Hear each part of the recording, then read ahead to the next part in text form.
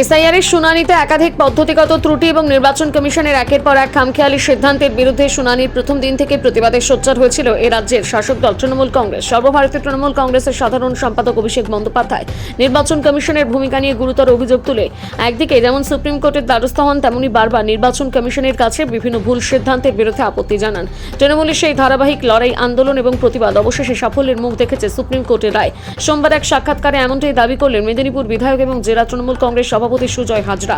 তার কথায় সুপ্রিম কোর্টের এই রায় নির্বাচন কমিশনের গালে সপাটে থাপ্পড়। এই রায় গণতন্ত্র রক্ষার রায়, দেশের মানুষের ভোটাধিকার সুরক্ষিত রাখার রায়। সুজয় হাজরা এই বিষয়ে জানিয়েছেন, তৃণমূল কংগ্রেস এই ঐতিহাসিক রায়কে স্বাগত জানাচ্ছে। পাশাপাশি তিনি বলেন, মানুষের গণতান্ত্রিক অধিকার রক্ষায় যিনি নেপথ্য থেকে নিরলস লড়াই এবং আন্দোলন চালিয়ে গেলেন, সেই সর্বভারতীয় তৃণমূল কংগ্রেস সাধারণ সম্পাদক অভিষেক বন্দ্যোপাধ্যায়কে দলের পক্ষ থেকে ধন্যবাদ এবং কুর্নিশ জানানো হচ্ছে। এখানেই থেমে থাকছে না তৃণমূল। সুজয় হাজরার স্পষ্ট বক্তব্য, সুপ্রিম কোর্টের নির্দেশ এবং রায় অক্ষরে অক্ষরে পালন করা হচ্ছে কিনা তা নিয়ে কড়া নজরদারি চালানো হবে। সেই লক্ষ্যে মঙ্গলবার থেকে নজরদারি আরও বাড়ানো হবে। পাশাপাশি প্রয়োজনে আন্দোলনের পথে নামতে প্রস্তুত থাকবে তৃণমূল কংগ্রেসের কর্মী সমর্থকেরা। সুপ্রিম কোর্টের রায় নির্বাচন কমিশনের গালে জোরে জোরে কয়েকটা থাপ্পড়। যে কথা অভিষেক বন্দ্যোপাধ্যায় প্রথম দিন থেকে, যেদিন থেকে হিয়ারিং শুরু হলো সেই দিন থেকেই তিনি বলেছিলেন যে লজিক্যাল ডিসক্রিপেন্সির নামে মেঘের আড়ালে নির্বাচন কমিশন বিজেপির মুখপাত্র হয়ে পশ্চিমবাংলার মানুষের গণতান্ত্রিক অধিকার কেড়ে নেওয়ার যে লড়াইটা শুরু করেছে, যে ইসিআইয়ের দায়িত্ব ছিল মানুষের ভোট সুরক্ষিত রাখা, সেই ইসিআই বিজেপির মুখপাত্র হয়ে মেঘের আড়াল থেকে যুদ্ধ করতে নেমেছে বিজেপির মুখপাত্র। এর চেয়ে ভারতবর্ষের গণতন্ত্রের সবচেয়ে বড় লজ্জা এর চেয়ে বড় হতে পারে না। আমরা কোথাও কোথাও কিছুটা হতাশা হচ্ছিলাম যে সুপ্রিম কোর্ট কি সত্যি ইসিআই যেহেতু অটোনোমাস বডি তার উপরে হস্তক্ষেপ করতে পারে না।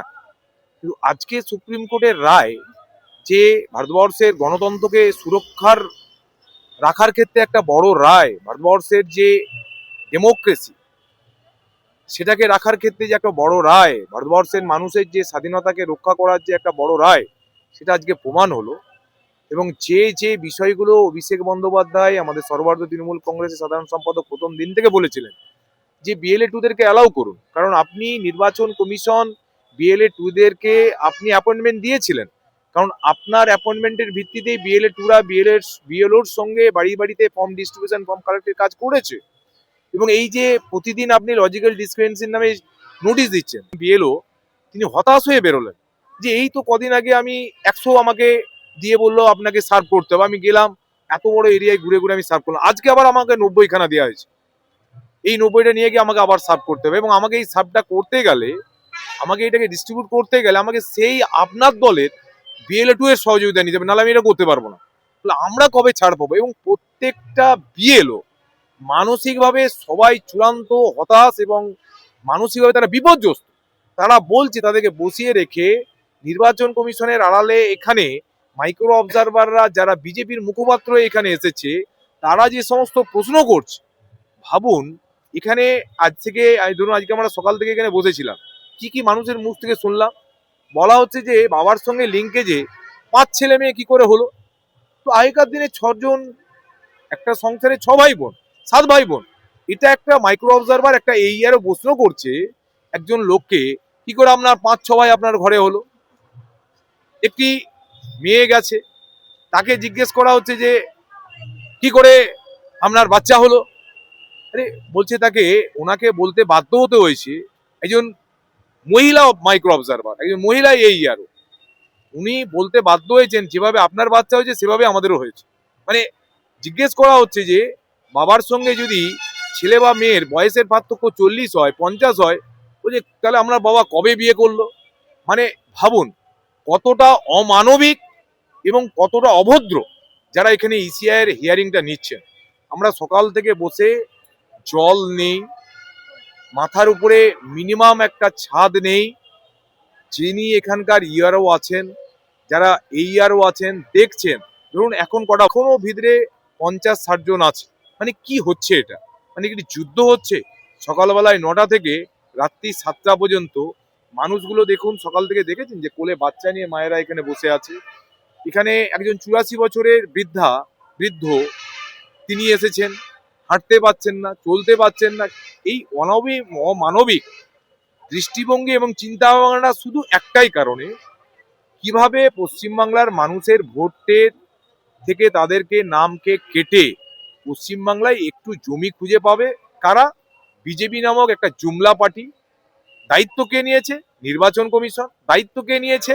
এখানে কতগুলো বিজেপি এবং হনুমানমুখী যারা আমাদের এখানে ওই কিছু এইআরও, কিছু ইআরও আছে, কিছু মাইক্রো অবজারভার আছে, যারা বসে কোনটা ঠিক তারা ঠিক করে দেবে। অর্থাৎ আপনার পেপারের প্রয়োজন নেই, এই তো আজকে সুপ্রিম কোর্ট বলেছে যে অ্যাডমিট কার্ড অ্যালাউ হবে। তাহলে নির্বাচন কমিশনকে অ্যাকচুয়ালি কে এই বুলিটা ওড়াচ্ছে? এটা বিজেপি যেটা বলছে, নির্বাচন কমিশন সেটা বলছে। তো সত্যিকারেরই আজকে দুঃখের বিষয়, লজ্জার বিষয়, ভারতবর্ষের স্বাধীনতার পরে যে অটোনোমাস গুলোর বডির উপরে মানুষের শ্রদ্ধা ছিল, ভক্তি ছিল, ED, CBI, income tax, NIA, ECI, প্রত্যেকটাকে আজকে দেখে এবং প্রত্যেককে বিজেপি যেভাবে তাদের দলের মুখপাত্র হিসেবে ব্যবহার করছে, সুপ্রিম কোর্ট এর আগেও বলেছিল যে ইডি সিবিআই হচ্ছে যে শাসক দল, কেন্দ্রের যে শাসক দল তাদের তোতা পাখি। এই তোতা পাখি মুখপাত্রদের বিরুদ্ধে আগামী দিনে আমাদের লড়াইটা থাকবে এবং সেই লড়াইয়ের ফল কিন্তু আজকে সুপ্রিম কোর্টের রায়, এবং এই লড়াইটা যিনি দিয়েছেন আমাদের নেতা সর্বভারতীয় তৃণমূল কংগ্রেস সাধারণ সম্পাদক অভিষেক বন্দ্যোপাধ্যায়। মহামান্য আদালত তো রায় দিয়েছে, কিন্তু আগামীকালও তো হিয়ারিং আছে। আমরা দলের সঙ্গে কথা বলে যেটা সুপ্রিম কোর্ট রায় দিয়েছে যে লজিক্যাল ডিসক্রিপেন্সির পূর্ণাঙ্গ তালিকা প্রকাশ করতে হবে। আমাদের ফার্স্ট ডিমান্ড কালকে থাকবে, আগে তালিকা প্রকাশ করুন। সেকেন্ড দাবি থাকবে, সুপ্রিম কোর্ট যেটা বলে যে তালিকা প্রকাশের 10 দিন পর থেকে হিয়ারিং হবে। তাহলে কাল থেকে কোনো হিয়ারিং তখনই হবে যখন আগে তালিকা প্রকাশ হবে, তারপরে 10 দিন পর থেকে হিয়ারিং হবে। দলের সঙ্গে কথা বলে দল যেরকম নির্দেশ দেবে, প্রয়োজন হলে কালকে আমরা এখানে ধর্ণা অবস্থানে বসবো। কোনো হিয়ারিং কালকে হবে না, আগে পূর্ণাঙ্গ তালিকা প্রকাশ হবে, তারপর আমরা হিয়ারিং স্টার্ট করবো।